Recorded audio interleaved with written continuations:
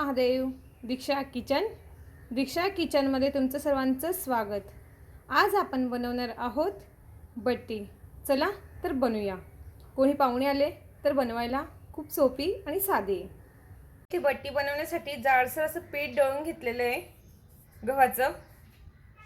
मी 2 चमचे तीळ घेतली आहे, 1 मोठा चमचाभर शोप घेतली आहे, जिरं घेतलं आहे, हे मिक्सरमधून बारीक करून घेतलं आहे शोप आणि जिरे, आणि ओवा घेतला आहे त्यामध्ये टाकायला. चला तर पीठ मळून घेऊया. इथे आपण पीठ घेतलं आहे, त्यात हे सर्व मिश्रण एकजीव करून टाकून घेऊया.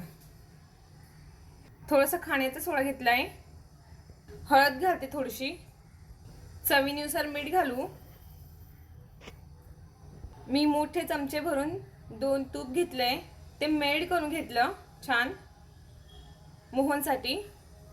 आपण सर्व मिश्रण एकजीव करून घेऊया. छान असं करून घेऊ. तेलामध्ये मोहन टाकले ना आपण तुपाचं, त्यात एकजीव करून घेतलं. पाणी घेतले मी. आपल्याला हे लागतं पाणी टाकून पीठ मळून घ्यायचंय. पीठ आपण वडीला मळते तसं नाही मळायचंय, थोडंसं कडक मळायचं आपल्याला. आपण छान असं मळून घेतलंय पीठ. थोडंसं तेलाचा हात लावून घ्यायचा आणि 2 मिनिटासाठी मसाज करून घ्यायचं. 10 मिनिटं रेस्टसाठी आपण राहू देऊ. मिनिटं झाले, आता आपण याचे गोळे करून घेऊया. मी त्यासाठी अगोदर एक चाळण घेतली आहे. चाळणला छान असं तेल लावून घेऊ पूर्ण. त्यात आपल्याला ठेवायचे आहेत ना ते. मी एक गोळा घेते असा, एवढ्या आकाराचा गोळा करून घेऊया. गोळा करून घेतला आपण, त्याला छान पोळपाट मसाज करून घेऊ त्याची.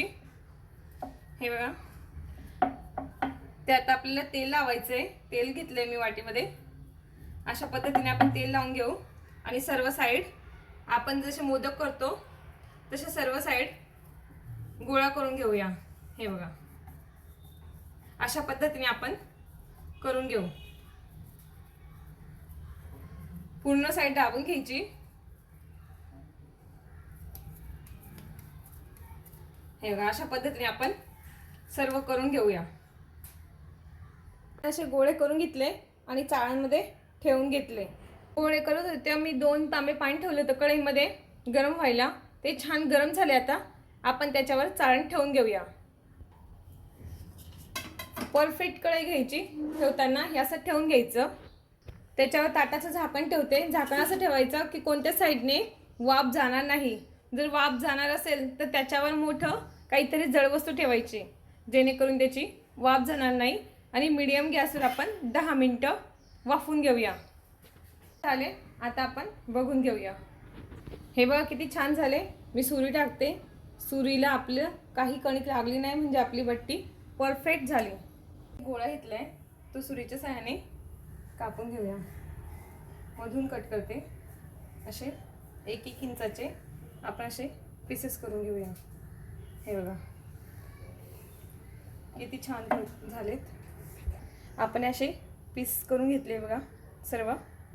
ठेवली ती कढईत तळण्यासाठी तेल टाकून घेतले. तेल छान तापू द्यायचं आणि 1-1 पीस टाकून घ्यायचं. हे बघा छान टाकून घेतले आपण. आता परतून घेऊया. हे बघा छान झाले. आता काढून घेऊ. पद्धतीने आपण सर्व तळून घेऊया. ती ही तयार झाली आहे. तुम्ही वरणासोबत काला मोडून आणि घरचं साजूक तूप करून टाकून खाऊ शकता. बनवून बघा. असेच नवनवीन व्हिडिओ बघण्यासाठी व्हिडिओला लाईक करा, चॅनलला सबस्क्राईब करा. थँक्यू.